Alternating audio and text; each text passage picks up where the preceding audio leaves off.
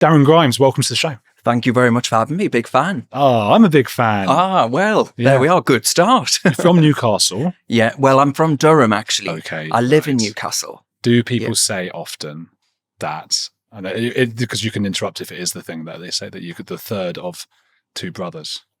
Oh, and Dick. Yeah.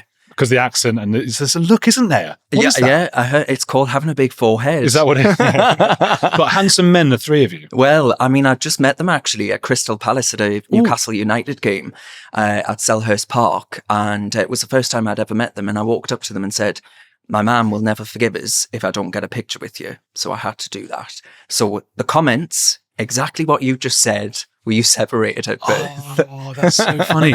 And also, that's an interesting point because you are a right-wing commentator, right? And even if you're not a right-wing, whatever that means, if you're just someone who talks against the mainstream, it's why you're on Heretics, of course. Going up to a mainstream celebrity and asking for a photo with them, that means something. Were you concerned they might go, fuck off? Did they know who you were? I was absolutely certain that they wouldn't know who I was. So I was quite confident in that. And fortunately they didn't, because I doubt they would have taken the picture if they did. And then now they might be looking back going, oh God. And you don't want your heroes thinking, oh no, I know. I'll get them in trouble or whatever else. Yeah, absolutely. God. It's what a world we live in, though. It's really depressing that you've got to constantly think about these things and be concerned about getting someone into trouble, and whether it be in day-to-day life as well, you know, your dating life and all the rest of that as well. That's pretty impossible when you're someone on the right in a gay world. So you are gay? Are you single? Yeah, I am, yes. Anyone out there? Anyone want to? Especially, this is the right audience, isn't it? Oh, it is. This is the right absolutely. Audience. Anyone out there? I was just in Sitges. Yes, very gay. The gay hotspot, sort of the Brighton of Barcelona, isn't it? It is. And I ended up chatting to a very lovely gay couple who were friends of friends of friends of my wife. I don't know. We all ended up talking, but I got to that inevitable part in the discussion where, you know, and I was already thinking, what am I going to say? Because they're going to say, what do you do?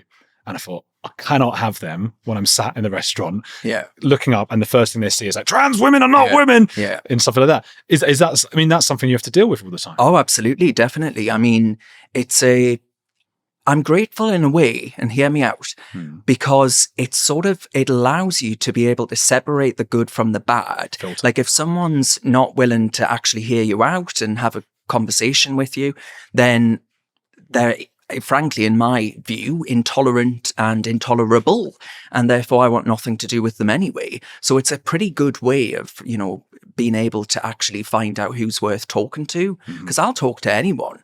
And you know, my ex worked for CNN. Oh, so woke. You know, that's it. Yeah, exactly, and that voted for Jeremy Corbyn.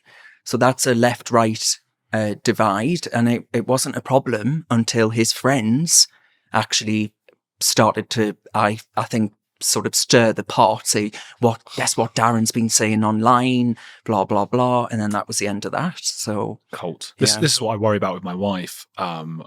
If it gets back to her profession doing this, somehow. Yeah. Because, you know, it's the vocal minority it might be, but they're very vocal. Oh, yeah. And she could get in all sorts, you know, and she doesn't necessarily share any of my views or anything. And they're massive activists as well. It's a wonder that they've got time to go to work or do anything, frankly. They don't, because going to work on time is racist. Yeah. So I've heard. Anyway, is the gay dating world woker? Because I know a lot of gay people are very anti the woke stuff as well. I lived in London for 6 years, worked in London for 6 years, and then I went back during lockdown. Being in a pokey flat in London during lockdown was suboptimal, to say the least. And my heart goes out to everyone, especially with families in that scenario. And I moved back and I bought a place in Newcastle. I love Newcastle. It was my sanctuary growing up, and it remains where my heart is to this day. And I always thought in Newcastle you wouldn't have a problem in that sense, in the sense of being met by a wall of intolerance. But I have been barred, and this is an exclusive, I think, actually, from 2 gay bars in Newcastle, which I've been going to since I was 17, don't tell anyone. And I was told that I was homophobic, and I said, "Oh well, this is news to me." Wow. And I think they meant transphobic, and that was the charge by some drag queen who had said, "I'm upset by what he's saying or said online." blah, blah, blah. And I love drag acts. I've got nothing against. I like watching them. I find them fun. I just think they ought to be age appropriate. Sure. But saying all of that, you're viewed as a heretic, dare I say, use that word. And yeah, that was it. They said, you're not welcome to come back. And I said, well, I could have actually pursued that under the Equality Act, because I think you'll find that actually it's a philosophically held belief that's protected. Yes. Thanks, Maya Forstater. Absolutely.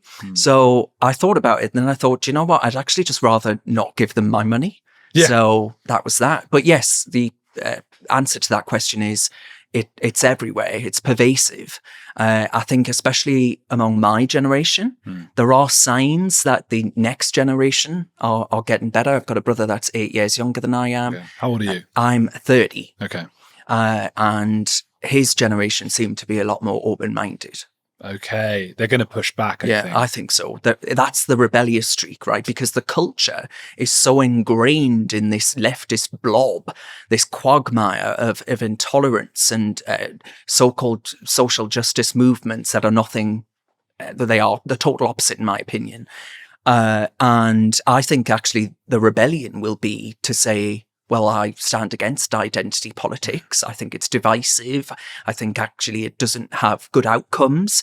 And I think I'm quite excited, actually, and I'm quite optimistic about the future, seeing all of the things that have been kicking off recently. Yeah. Then you can go for a younger man, not sort of Milo Yiannopoulos kind of what he was saying, but like a Stephen Fry young man. Maybe that kind of. Well, I don't know. That's probably pushing it a little bit as well. Given I'm 30. How old? No, but by the time this happens, you'll be 50. Yes, and you can go with the 30-year-olds. Potentially so. Yes, and I'm just sweating now. I'm not saying the Milo stuff or the Kevin Spacey. I'm saying the Stephen Fry thing because he's what 60 something. Yes, he must be. Yeah. Boyfriend's 20s, 30s? I think he's in his 30s now, but yeah, at the time when they married, Well, if DiCaprio can do it. Well, absolutely. Yeah, absolutely. That's the thing. How did it actually feel? I mean, now when we look back, it's sort of almost, at least I find it sort of adds to the story when it's a cancellation. But when these two gay clubs in your hometown have said to you, no, you're out. I mean, it didn't feel very nice. I'll admit, it's quite an ostracizing, isolating thing to happen. But I sort of accepted that if I pursued this, whatever this is, I have no idea what I'm actually doing. And I spoke up for people like my mother, who I am incredibly close to. So I knew when I actually, I guess, championed in whatever small way I can the views and values that I was brought up with, whether that be my late grandfather, my mother, whoever else, that there would be a price, because that's just the world we live in today. I think and I've used that word several times already, but I think we are becoming more intolerant. And it's quite ironic, actually, because that's what I'm always accused of being. And I would argue I'm not, but I knew that there would be, these days, walking around with a Louis Vuitton bag isn't as exciting as walking around with your views and values on your Twitter account or all over your social media, whether it be posting a black square during the Black Lives Matter insanity, as I would call it, or whether it be during the COVID pandemic to say that you've had more vaccinations than goodness only knows what. All these things, it's luxury goods signaling, and I'm afraid that I and my views are not luxury goods in fashionable in the cultural parameters that we're now operating. Someone described it as nostalgie de la boue the other day, the nostalgia of the mud. For the French, apparently, in I don't know when it was, 1900. That's how good I don't even know what I'm talking about. But there was a point in time where the French middle classes or middle upper classes, to differentiate themselves from the others, to be a bit cool and different, would act like they were proletariats and working class. Yeah, I think there's something about that.